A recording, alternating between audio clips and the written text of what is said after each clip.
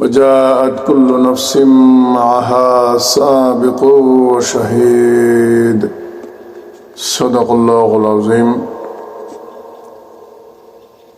اللهم صل وسلم وبارك عليه আল্লাহ তাআলার আয়াতে কারিমা তেলাওয়াত করেছি।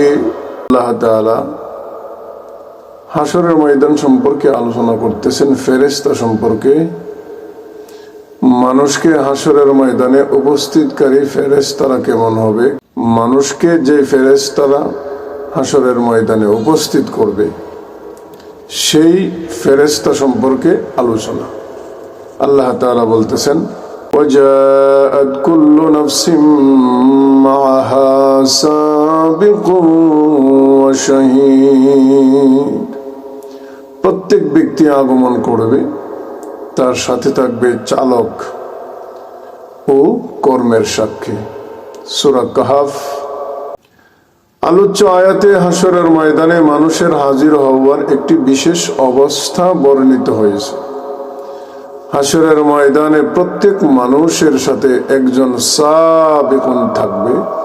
সাবিকুন সে ব্যক্তিকে বলা হয় যে জন্তুদের অথবা কোনো দলের পিছনে থেকে তাকে কোনো বিশেষ জায়গায় পৌঁছে দেয়।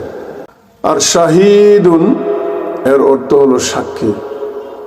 আর সাবিকুন যে ফেরেশতা হবে এ ব্যাপারে সব রিওয়ায়াতই একমত। শাহিদুন সম্পর্কে তাফসীরবিদগণের উক্তি বিভিন্ন রকম।